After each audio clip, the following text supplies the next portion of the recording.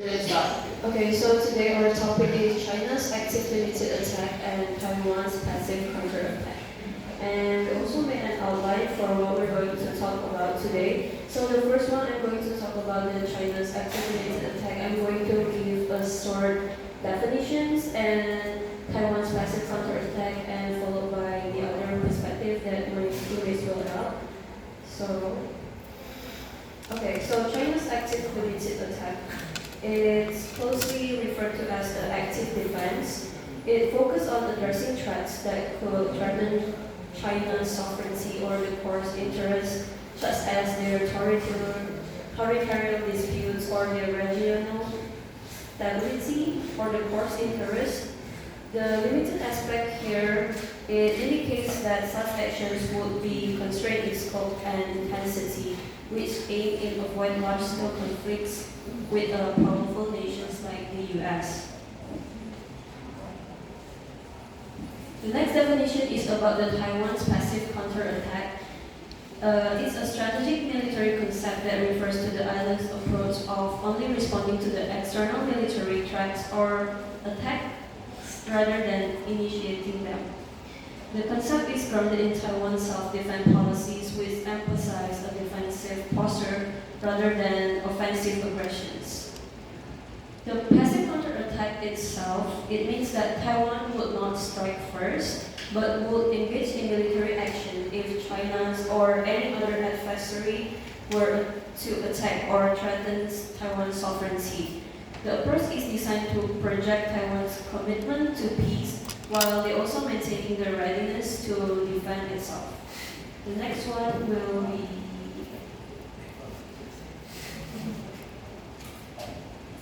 so I'm going to talk about Taiwan's perspective. From Taiwan's perspective, the first one is nationality identity crisis. So Taiwan struggles with a national identity crisis largely influenced by the long-standing policies in the Kuomintang or KMT government.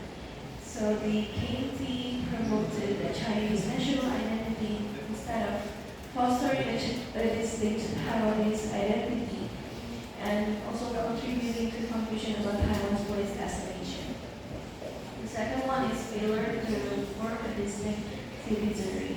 Despite over 60 years, Taiwan has not successfully developed a unified Taiwanese citizenry. The KMT's focus on maintaining ties with mainland China, including the claim of representing China, and has prevented the establishment of a clear and separate Taiwanese national identity. The third one is economic integration with China. The KMT's continued push for economic ties with mainland China and adherence to the One China narrative has reinforced Taiwan's identity crisis. These policies make it harder for Taiwan to form a distinct identity and weaken efforts for independence. The next one is internal divisions and confusion. Internally, the lack of clear national identity and citizenry has led to divisions among various ethnic and regional groups in Taiwan. This fragmentation undermines the unifications necessary for asserting sovereignty. Next one is need for the Taiwanese identity. To secure its future and resist external pressure from the PRC, Taiwan must prioritize the creation of a distinct Taiwanese citizen identity. This would unite its people and also foster loyalty to Taiwan and allow the island to resist absorption into the broader Chinese nation. And the last one is obstacle to independence. Despite the movement toward democratization and national building, Taiwan has yet to declare itself fully independent or seek recognition under international law. The document emphasizes that without a distinct citizen identity and sovereign status, Taiwan will continue to face challenges in asserting its independence and survival.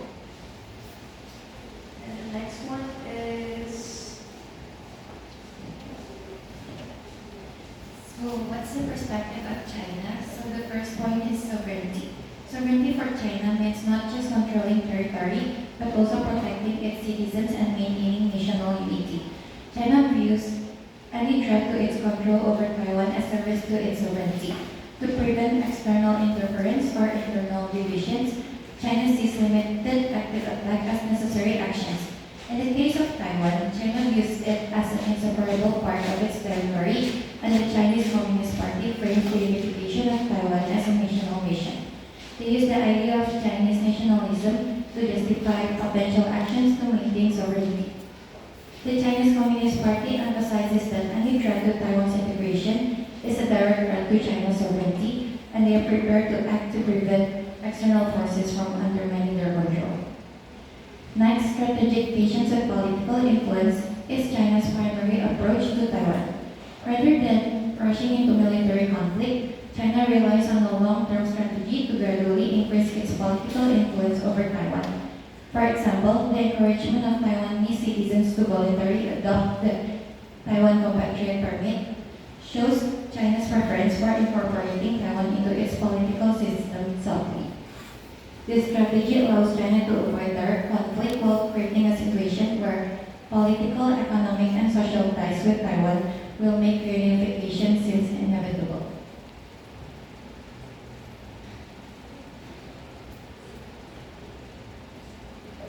However, China has limited aggression as a backup plan if political influence is not enough. These are not meant to be full-scale invasions, but rather targeted operations designed to neutralize potential threats before they escalate.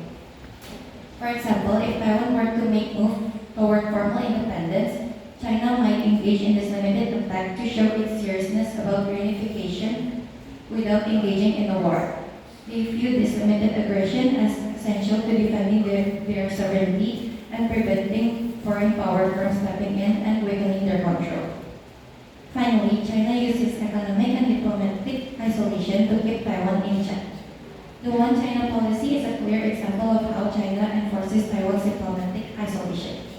Under this policy, China pressures countries and international organizations to formally recognize only the People's Republic of China and not Taiwan. Countries that maintain diplomatic ties with China must cut off formal relations with Taiwan. For instance, over the years, several countries, including Panama and the Dominican Republic, switched their republic recognition from Taiwan to China due to pressure. This prevents Taiwan from gaining formal international recognition and restricts its diplomatic engagement on the world. On the economic side, China leverages its vast market and economic power to force companies and nations to align with its One China stance. In 2018, airlines like American Airlines or Delta were pressured to list Taiwan as a part of China on their website. Similarly, countries that want to benefit from China's vast market and investment opportunities often comply with this stance, leaving Taiwan economically isolated. This economic isolation creates dependency on the mainland and makes it harder for Taiwan to resist reunification pressures.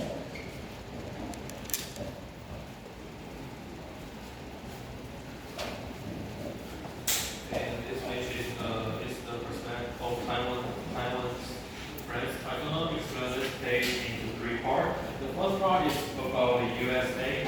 The USA is one of the strongest countries in the world that do a lot of great military business into other countries, including Taiwan. So their most helpful part is about the military assistance.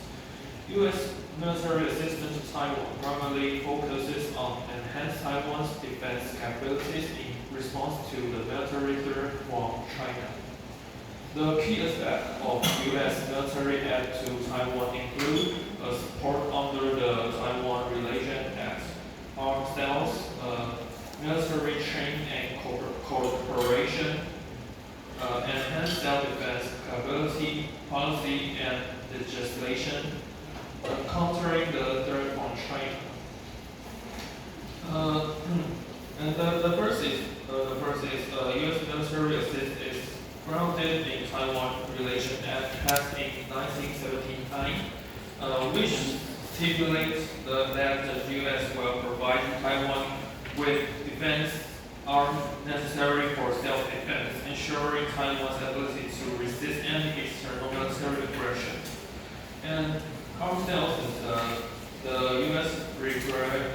regulatory self-defensive weapons and equipment to Taiwan include 5-jet missile defense system, tank, anti-ship missile, and coastal defense system. This weapon aims to bolster Taiwan's air defense, naval defense, and ground combat capabilities, enhance its systematic warfare capability, and military training and cooperation. In addition to arms sales, the U.S. provides military training and technical support to Taiwan. These include joint exercise between the Taiwan military and U.S. forces, intelligence sharing and education and training programs for military personnel to improve Taiwanese tactical and technical ability. Fourth is enhancing self-defense capability. The U.S. emphasized the development of Taiwan's systematic warfare capability means small-scale but prices defensive measures to counter large-scale attacks. These measures include air defense system, anti-ship, and other defense that I talked. The five is the policy and the legislation. In recent years, the U.S. Congress has passed a series of laws and policies such as the Taiwan Assurance Act and the Taiwan Travel Act, further strengthening military and security cooperation with Taiwan and encourage the mobilization and deepening of U.S. military assistance to Taiwan. This is the U.S. military and is the part of its strategic ambiguity policy. It means the U.S. did not explicitly state whenever it would intervene directly to defend Taiwan, but provide military resources to ensure Taiwan can defend itself. It also serves as a warning to China against use force to change the state quo. So overall, U.S. military assistance aims to enforce Taiwan's defense capability, ensure that Taiwan has sufficient strength to protect itself in the face of the potential military challenge from China. And the second part is about Japan. I think they are the most friendly country to Taiwan. The friendly relationship between Taiwan and Japan can be demonstrated through the following aspects of the PPT: historical and cultural exchange, economic and trade cooperation, mutual assistance in natural disaster, and tourism and people-to-people exchange, civil diplomacy and secrecy, political and security cooperation. Despite that Taiwan had once been Japan colony, the cultural exchange between the two have become increasingly friendly over time. Many Taiwanese people have a strong interest in and affinity for Japanese culture, such as anime, cuisine, and traditional customs. And Taiwan and Japan maintain close cooperation in economy and trade. Japan is one of Taiwan's key trading partners with frequent exchange in sectors like technology, manufacturing, and agriculture. Both sides have signed multiple agreements to promote trade and investment. And a significant demonstration of Taiwan-Japan friendship is their mutual support during disaster. For instance, after the 2011 Great Japan earthquake, Taiwanese people generously donate funds to assist with Japan's post-disaster recovery. Similarly, Japan has provided humanitarian aid and supported when Taiwan has faced major disaster. And tourism between Japan and Taiwan is very active, with large number of Taiwanese tourism visiting Japan each year and vice versa. The country maintains frequent flights and Taiwanese people employment for traveling to Japan has remained consistently high. One is many cities in Taiwan and Japan has established sister city relationship, fostering people-to-people exchange and interaction, which further deepen the friendship between the two nations. And the next one is political.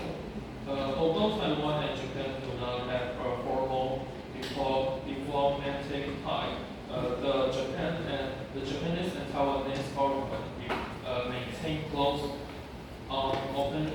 official contact with Japan, express support for Taiwan in international forum. Additionally, as regional security dynamic evolve, both countries are engaged in increased security dialogue and cooperation in response to the threat posed by China. And this aspect demonstrates the endurance and expand friendly relation between Taiwan and Japan. These two countries are strong countries, but they still unable or unwilling to assert that Taiwan is a sovereign independent country. The U.S. is likely driven by the goal of maximize commercial interest, and while Japan, due to historical factor and international attitude, is reluctant to public acknowledge Taiwan's sovereignty. I have heard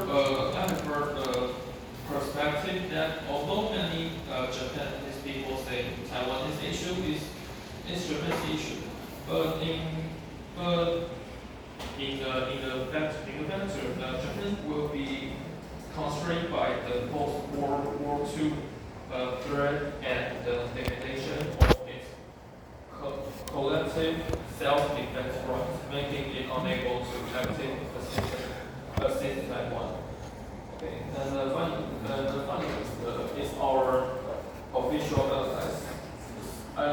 We have 12 countries. We have 12 allies on the unity. I showed it, and because of the limit of the page, so I just showed the seven countries. They have openly expressed support for Taiwan and recognize our sovereignty, but their voice in the United Nations are not very permanent, as most of them are smaller or economically undeveloped island nations. Therefore, so Taiwan should primarily focus on self-reliance in confronting China, with foreign assistance playing a secondary or supportive role.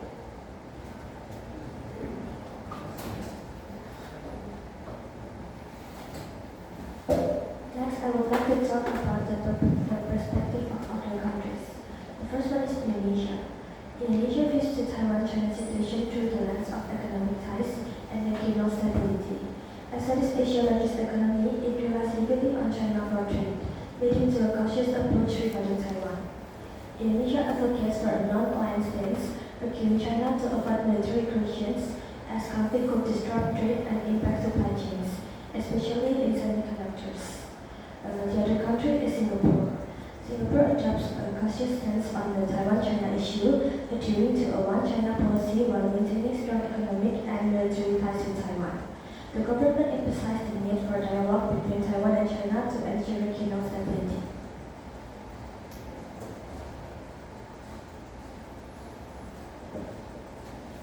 So now this is our positive, negative, and self-reflections.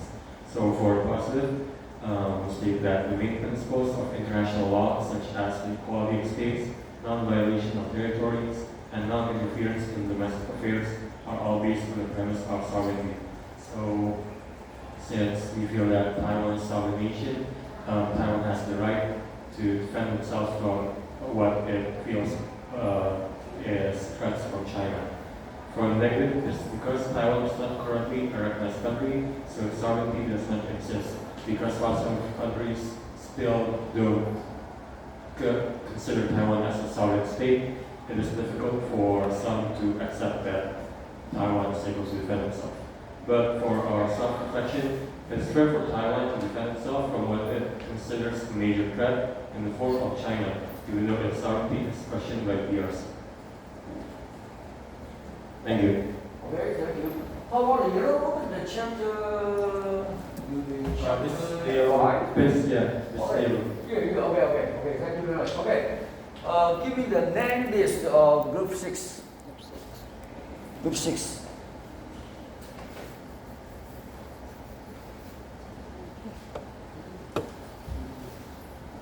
Zhongguorong. Oh, please, ask them question. You are belong to group 6. Nice meeting. Okay.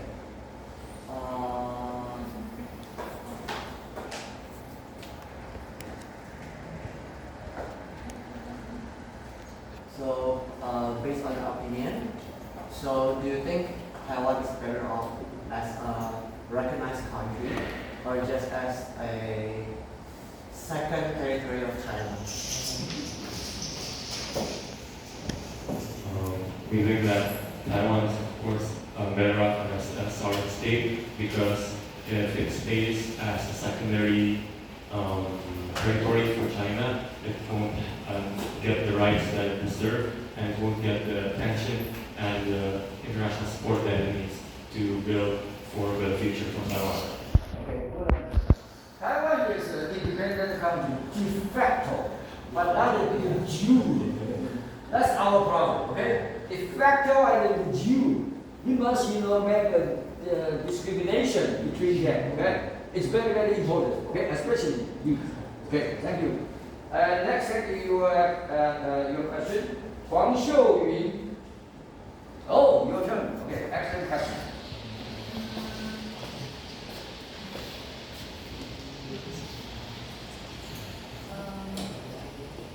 How does Taiwan's geographic position influence the types of human attacks that we face from China?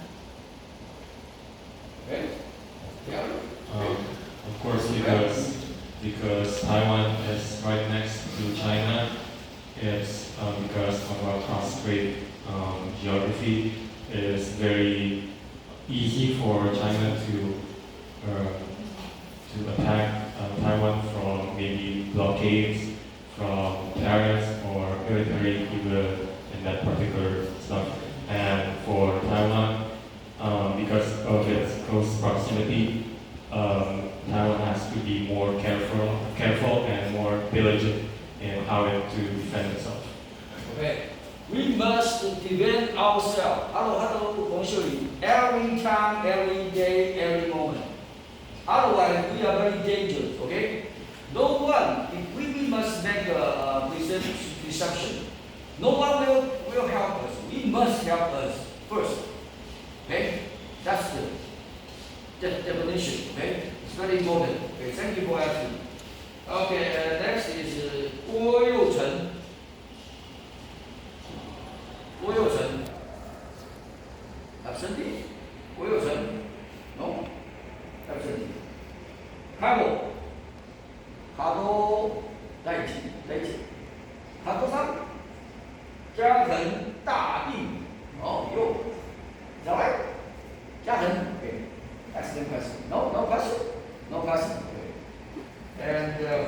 Hansen or Newton. How does Taiwan defense strategy address cyber, aerial, or naval attacks from China? Of course, if in event of a naval or aerial attack from China, Taiwan must receive help from its allies such as the US and Japan because of Taiwan's small stature. So it's very difficult to defend itself by its own. For cyber, I think Taiwan is capable enough to defend itself from Chinese cyber attacks by ways of internet hacking or maybe hacking in the banking sectors. So I think we're well off there, but in the military aspect, we need to receive help from our close allies. Okay, satisfied? Okay, good, great. So, okay, let's return, try to look for your cell phone. Return to your, slide. Maybe the USA, Japan, okay. Why USA does not give any state recognition to Taiwan? Why?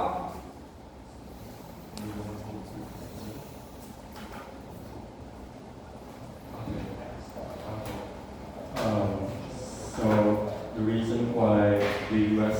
doesn't recognize Taiwan is because, of course, because of its economic ties to China, and back at the 1979 UN meeting where they officially recognized China as the main recognized of China. So it removed Taiwan from its General Assembly and state of China as in. And because of President Nixon's visit to China back in the 1980s, so I think it is very difficult for the U.S. to change back to serving Taiwan as the main country. Okay, good answer. Then, but even USA does not give national recognition to Taiwan, but they give so important assistance to Taiwan. For example, arms sales and military training and cooperation, enhance self-defense capabilities, policy and legislation, and counting the spread from China. Why USA can do so? Because they are strong enough, and they also don't want to lose the China's market. So they cannot just say, oh, Taiwan is a country, but they also don't want to lose the democracy country to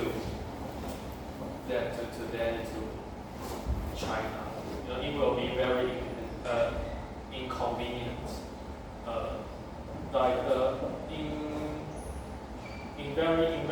In many part like defense or democracy or other parts, they don't lose those things, but they also don't want to lose money.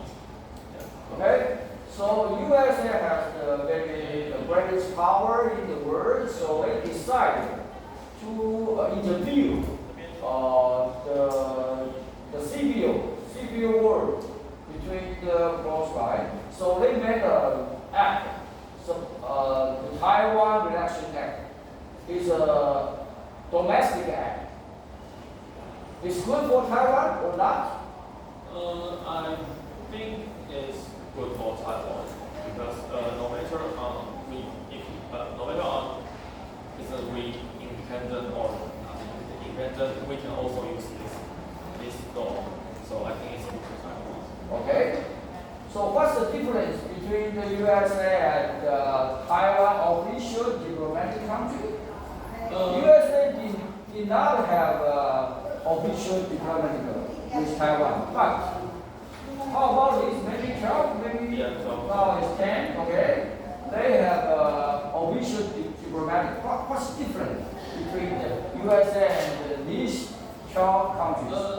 To be honest, these 12 countries accept the Taiwanese funds and our help. So they say they want to say they can say or they want willing to say we are a country, but the U.S. is not like that. So it's different, just like this. Yeah.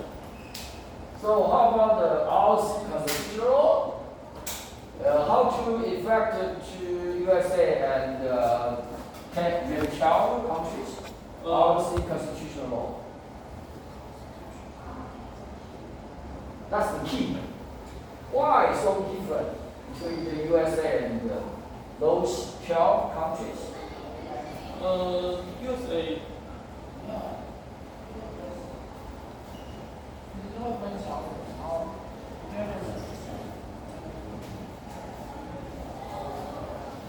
I think because in the Constitution, and the ROC Constitution states that Taiwan is a sovereign country, but in case of the US and Japan, it does not officially recognize Taiwan as a sovereign country.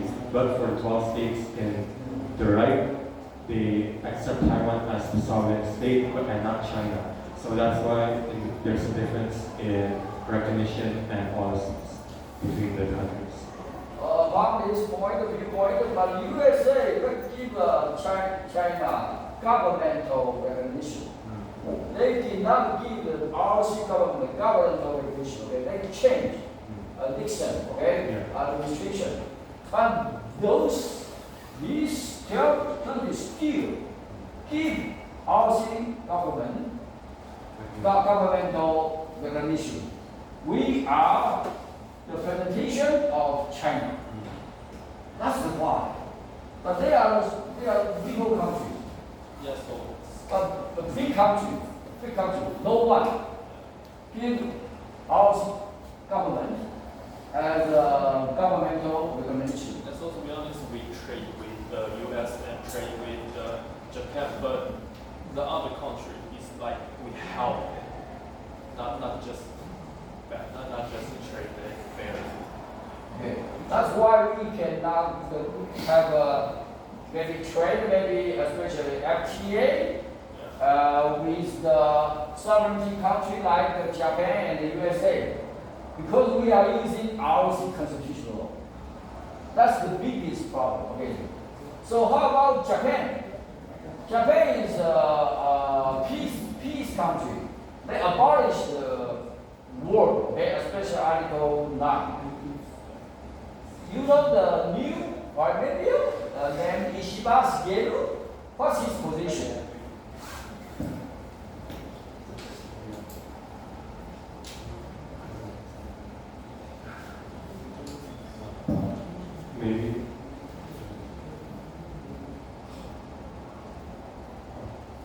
Maybe because from our knowledge that Ishiba Shigeru is a right-wing politician in Japan, so I think he's very anti-China, so probably more pro-Taiwan. Pro-Taiwan as in he will support Taiwan if in case there's a war that breaks up between China and Taiwan. Okay, so if you compare Ishiba Shigeru to Abe Shinzo, what's the difference between these two families?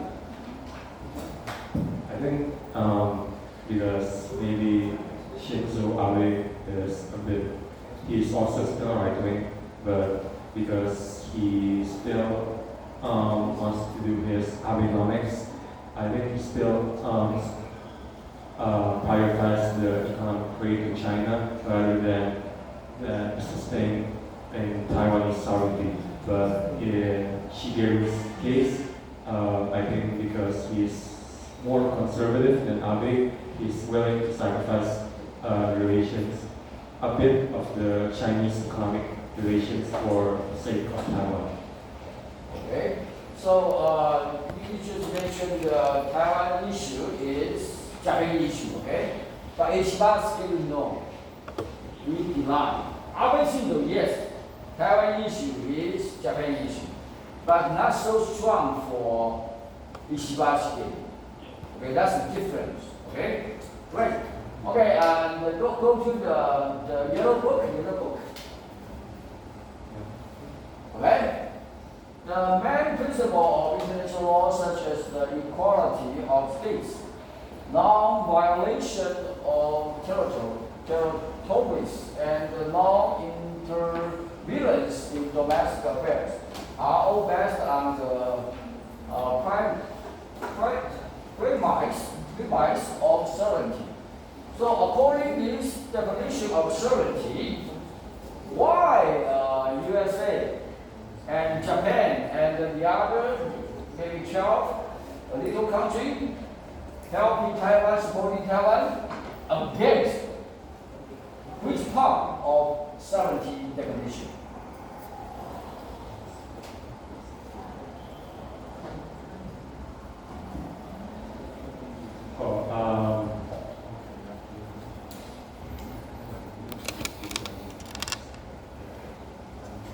Maybe from they're trying to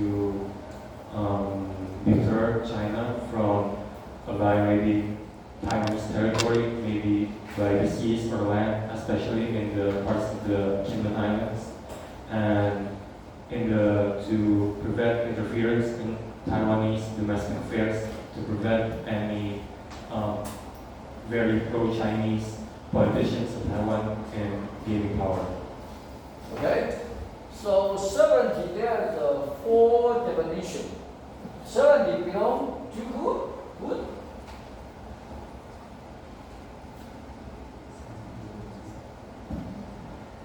I'm sorry, can you? Who has sovereignty? The state. State, yes. But belong to who?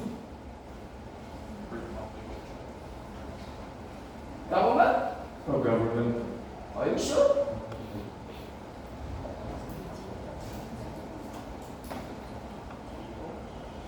People. Yes, national. People, not government. Okay? Government is created by people, made by people.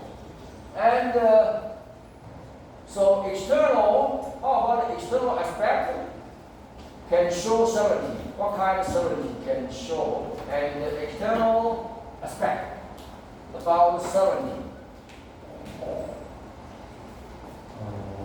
Maybe international recognition. Independence. China is independent, but Taiwan is not yet independent. That's why we have no sovereignty. Okay? So, how about internal? We want to show we are a sovereignty country. So, what kind of internal aspect we should have? Independence is for external aspect. How about internal aspect?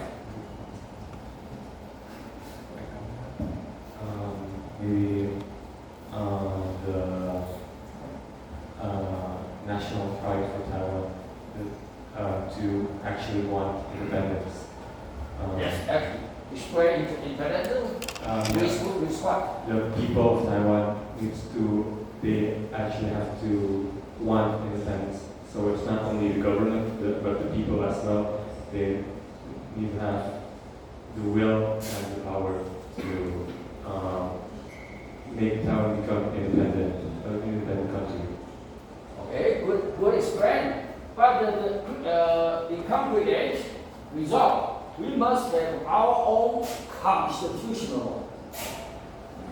That's for Supreme Court. Okay, constitutional. So who can? Okay, so these 4 definitions they belong to people. So who can decide Taiwan future? Who can decide? Chinese? Chinese cannot decide Taiwan's future. But they already decided our future. What did they say?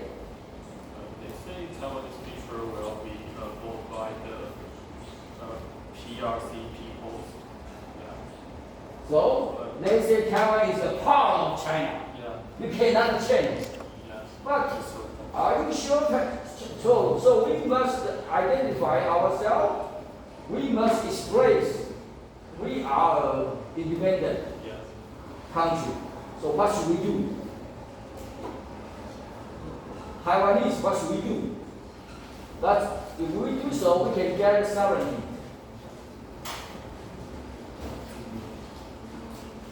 That's very important.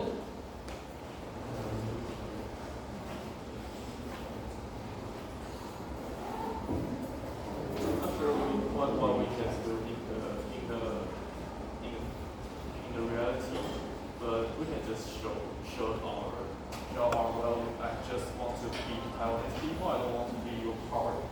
Yes, your yes, part. good. Yeah, we are independent. We don't have any relationship between. Yes, that's right. So how about the procedure? How to do so? Procedure.